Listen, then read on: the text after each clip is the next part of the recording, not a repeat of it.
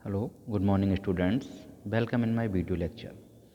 आज BCS first semester के language and communication class में हम अपने जो रिपोर्ट स्ट्रेटजीज थी उसकी आगे की जो हमारी स्ट्रेटजीज थी उनके बारे में बात करेंगे। कल हमने पढ़ा था analyse the problem and purpose, determine the scope of the reports and determine the needs of audience.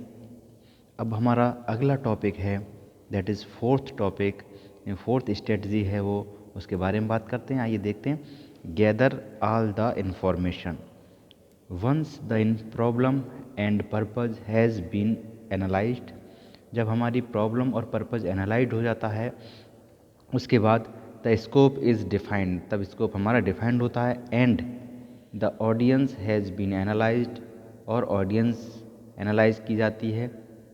The writer is ready to gather information, writer को रेडी रहना चाहिए उनकी इन्फॉर्मेशन गैदर करने के लिए, इन्फॉर्मेशन इकट्ठा करने के लिए। क्या? As he oblique she knows what is looking for. ये भी देखे राइटर कि जो ऑडियंस है वो हमारी क्या चाहती है, क्या देखना चाहती है रिपोर्ट में। एंड ही और she not find it very difficult to gather information, और उसके बारे में इन्फॉर्मेशन गैदर करना डिफ़िकल्ट नहीं हो। ठीक है। He may gather information through primary sources, पहले हमें प्राइमरी सोर्सेज से इन्फॉर्मेशन लेनी चाहिए। जैसे कि प्राइमरी सोर्सेज कौन कौन सी हो सकती हैं? डिस्कशन के द्वारा, इंटरव्यूज़ के द्वारा, ऑब्जर्वेशन के द्वारा, सर्वेज के द्वारा, क्वेश्चनायर्स के द्वारा, एक्सपेरिमेंट्स एंड सो ऑन। इस तरह के कुछ हमारे सोर्सेज हैं जिनके द्वारा हम अपनी ऑडियंस को की इन्फॉर्मेशन को गैदर कर सकते हैं। ओके। और कुछ सेकेंडरी सोर्सेज भी हैं जिनके द्वारा कर सकते हैं, जैसे इंटरनेट के द्वारा, रिपोर्ट्स के द्वारा, books, journals, dissertations, magazine, pamphlets, newspaper and so on. इस तरीके से हम अपने ऑडियंस को की इन्फॉर्मेशन गैदर कर सकते। However it is important to ensure that the information is accurate, लेकिन ये इम्पोर्टेंट है कि इन्फॉर्मेशन जो भी गैदर की गई है वो हमारी एक्यूरेट होनी चाहिए, बाइस फ्री होनी चाहिए। ठीक है। बाइस मतलब कोई भी इसमें कोई कारण ना हो, कोई रीज़न ना हो। बाइस मतलब रीज़न क्या है? रीज़न फ्री हो। करंट एंड रिलेवेंट इन्फॉर्मेशन इसमें होनी चाहिए। ओके। अब देखते हैं अपना next topic that is analyse and organise the information. Okay. Once the information has been gathered, जब इंफॉर्मेशन हमारी गैदर हो जाती है, the report writer need to analyse and organise it. जब हमारी जो इन्फॉर्मेशन गैदर हो जाती है किसी, ठीक है, तब रिपोर्टर को चाहिए कि वो उसको एनालाइज करे और ऑर्गेनाइज करे। Okay. Analysis of information involves evaluating the information objectively. ठीक है। इन्फॉर्मेशन का एनालिसिस क्या है? ये वो चीज़ है जिसमें इवेल्युएशन ऑफ इन्फॉर्मेशन का ऑब्जेक्टिवली इवेल्युएशन की, जो हमारा ऑब्जेक्टिव है उसके आधार पर इन्फॉर्मेशन हमारी मूल्यवान है या नहीं है, या हमारी अप्रोप्रिएट है या नहीं है, ये ऑब्जेक्ट करना। Making comparative analysis of different set of information, जो अलग अलग इन्फॉर्मेशन हमें मिली है उनका कंपैरिजन करना, कंपैरेटिव एनालिसिस करना। फॉर ऑब्टेनिंग न्यू आइडियाज़, कि उस इन्फॉर्मेशन से कुछ हमें न्यू आइडियाज़ मिल सकें, इंटरप्रेटिंग फैक्ट्स मिल सकें, एंड फिगर्स हमें प्राप्त हो सकें। ठीक है। जो उसके लिए रिलीवेंट इम्पोर्टेंस रखते हों। ठीक है। Organising the information involve using an appropriate logical pattern. Okay. Organising the information organise करने में कौन कौन सी चीज़ इन्वॉल्व होती हैं? इसमें इन्वॉल्व होता है using an appropriate logical pattern, एक लॉजिकल पैटर्न हमारा यूज होता है to arrange the information in the report. ठीक है। रिपोर्ट में उन इन्फॉर्मेशन को अरेंज करने के लिए एक अप्रोप्रिएट पैटर्न हमारा यूज़ किया जाता है, उसे हम ऑर्गेनाइजिंग कहते हैं। Before actually organising the information, जब हम एक्चुअली इन्फॉर्मेशन को ऑर्गेनाइज करने वाले होते हैं उससे पहले एन आउटलाइन में बी प्रिपेयर्ड, और उसकी आउटलाइन हमें एक बनानी होती है, किस तरीके से हम किस इन्फॉर्मेशन को किस तरीके से प्रेजेंट करेंगे, उसकी एक आउटलाइन हमें बनानी होती है। By choosing the central idea, इसका सेंट्रल आइडिया क्या है, मेन आइडिया क्या है, और मेजर सपोर्टिंग आइडियाज़ क्या हैं, एंड डेवलपिंग द डिटेल्स, फिर उसकी डिटेल डेवलप की जाती है, इसकी एक आउटलाइन बनानी होती है हमें। ओके, तो ये था हमारा topic, analyse and organise the information. अब नेक्स्ट बात करते हैं नई strategy, writing the first draft. देखिए, सारी इन्फॉर्मेशन गैदर करने के बाद, सारी इन्फॉर्मेशन ऑर्गेनाइज करने के बाद, फिर हमारा मेन अगली टर्म जो आती है वो आती है राइटिंग द फर्स्ट ड्राफ्ट। जब हम फर्स्ट ड्राफ्ट को राइट करेंगे, once the outline has been prepared, जब जो हमारी आउटलाइन वो प्रिपेयर हो जाती है, and the organisational pattern of the report has been decided, और रिपोर्ट का जो ऑर्गेनाइजेशनल पैटर्न है वो डिसाइड हो जाता है, the first working draft can be written, फिर क्या होता है, जो फर्स्ट वर्किंग ड्राफ्ट है वो लिखा जाता है।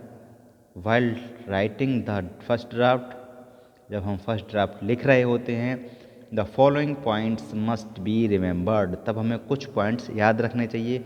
वो कौन कौन से पॉइंट हैं, आइए देखते हैं। Focus on the scope and purpose of the report, ठीक है, जब हम उसका फर्स्ट ड्राफ्ट तैयार कर रहे होते हैं तो हमारे दिमाग में और हमारे जहन में हम जब ड्राफ्ट कर रहे होते हैं तब ये होना चाहिए कि किस चीज़ पे फोकस करें, scope and purpose of the report, report का स्कोप क्या है और पर्पस क्या है, ये हमारे लिए बहुत इंपॉर्टेंट है कि हम इस चीज़ पर फोकस करें। Next is simple and direct language should be used, जो भी हमारी ड्राफ्टिंग हो रही है उसमें सिंपल और डायरेक्ट लैंग्वेज का यूज़ होना चाहिए, but perfect expression should not be over stressed, ठीक है, लेकिन जो परफेक्ट एक्सप्रेशन है उसे ओवर स्ट्रेस नहीं करना चाहिए, वो ज़रूर रिपोर्ट में हमारा शो होना चाहिए। Next is a computer should be used for preparing the report, किसी रिपोर्ट को प्रिपेयर करने के लिए कंप्यूटर का यूज़ करना चाहिए, कंप्यूटराइज्ड रिपोर्ट हमें प्रिपेयर करनी चाहिए। The draft should be written rapidly, जो भी ड्राफ्ट है हमारा रैपिडली मतलब तुरंत लिखा जाना चाहिए। Okay, clear. अब नेक्स्ट टॉपिक है हमारा reviewing, revising and editing. Once the rough draft of the report has been prepared, जो पहले हमने ड्राफ्ट प्रिपेयर किया था वो रफ ड्राफ्ट था, वो जब प्रिपेयर हो जाता है उसके बाद क्या करते हैं, इट शुड बी रिव्यूड, मतलब इसे दोबारा से रिव्यू करना चाहिए, रिव्यू मतलब दोबारा से देखना, चेक करना, ठीक है। एडिटेड, दोबारा से एडिट करना चाहिए, इसमें मॉडिफिकेशन जो भी जरूरी है ग्रामर में, सेंटेंस में, एंड रिवाइज, और जो भी संशोधन है वो संशोधन करना चाहिए, किसके लिए, to improve the quality of the its content and presentation, जिससे कि रिपोर्ट के कंटेंट की क्वालिटी और प्रेजेंटेशन की क्वालिटी हमारी इम्प्रूव हो सके। ओके, देखते हैं रिव्यू का क्या मतलब है। Review is the process of analysing weather the report achieve its purpose. Review का मतलब है कि हम ये चेक करेंगे कि जो हमने रिपोर्ट तैयार की है वो जिस पर्पज़ से रिपोर्ट तैयार की है वो पर्पज़ को अचीव कर पा रही है, नहीं कर पा रही उस पर्पज़ को, ठीक है। Whether the report achieve its purpose, whereas editing involves, और एडिटिंग का क्या काम है, editing involves correction its format, style, grammar, spelling and punctuation, ठीक है। अगर ग्रामर में, स्पेलिंग में, स्टाइल में, फॉर्मेटिंग में कोई कमी होती है तो that is known as editing, तो अगर एडिटिंग की ज़रूरत है तो वो हम रिपोर्ट में करेंगे। Then revision, focus on improving the content and language of the report, revision का मतलब, रिवाइज का मतलब है कंटेंट में कुछ चेंज करना हो, लैंग्वेज कुछ मतलब ऑड लग रही हो या अप्रोप्रिएट लैंग्वेज नहीं हो तो उसमें कुछ चेंजेस करने हो, दैट इज़ कॉल्ड रिवीजन। तो ये थे हमारे तीनों topic, revise, revision and editing, किस तरीके से हम करेंगे। Next and final topic is writing the final draft, ठीक है। सारी चीज़ें होने के बाद अब हम फाइनल ड्राफ्ट यानी फाइनल ड्राफ्ट, रिपोर्ट का फाइनल ड्राफ्ट लिखेंगे। Once the rough draft of the report reviewed and revised, जब हमारा पहला जो रफ ड्राफ्ट है वो रिव्यू हो जाए, रिवाइज हो जाए, एडिटेड हो जाए, तब the final draft can B composed, हम फाइनल ड्राफ्ट कंपोज कर सकते हैं। When writing the final draft, जब हम फाइनल ड्राफ्ट राइट कर रहे होते हैं, the following point should be taken care of, कुछ पॉइंट हमारे दिमाग में होने चाहिए या उनके, ठीक है। पहला point, the report should be simple, clear, concise, direct and readable. जो रिपोर्ट है हमारी वो सिंपल हो, क्लियर हो, कंसाइज हो, डायरेक्ट हो, रीडेबल हो, यानी कि ज़्यादा टिपिकल ना हो, सिंपल भाषा का, सिंपली लिखी गई हो, क्लियर हो, जो चीज़ प्रिंटेड वगैरह प्रिंटिंग वगैरह क्लियर हो, कंसाइज हो मतलब शॉर्ट ब्रीफ में हो, डायरेक्ट और रीडेबल हो मतलब पढ़ने योग्य हो, समझने योग्य हो, ठीक है। Second one is appropriate words, short sentences and meaningful paragraphs should be used। appropriate words use होने चाहिए रिपोर्ट में, सेंटेंसेस शॉर्ट होने चाहिए, शॉर्ट सेंटेंसेस यूज़ करें, एंड मीनिंगफुल पैराग्राफ्स, और जो पैराग्राफ हैं वो मीनिंगफुल हमारे तैयार हो, यूज़ होने चाहिए रिपोर्ट में। Okay, next is appropriate linking devices should be used, और रिपोर्ट से जो भी एप्रोप्रिएट डिवाइस हैं उन्हें लिंक करना चाहिए, ठीक है। उन्हें लिंकिंग डिवाइस जो भी हैं रिपोर्ट में यूज होने उन्हें यूज़ करना चाहिए। Then graphic highlighting techniques to improve readability and comprehension should be applied, ठीक है। रीडेबिलिटी और कंप्रेंशन को अप्लाई करने के लिए ग्राफिक हाईलाइटिंग टेक्निक्स का हमें इम्प्रूव करना चाहिए, जिससे हमारी रिपोर्ट की रीडेबिलिटी और कंप्रहेंसिबिलिटी इम्प्रूव हो सके। Then last is important point should be emphasised, और जो इम्पोर्टेंट पॉइंट हैं तो एम्फेसाइज होने चाहिए। ओके, तो ये था हमारे रिपोर्ट राइटिंग स्ट्रेटजीज़।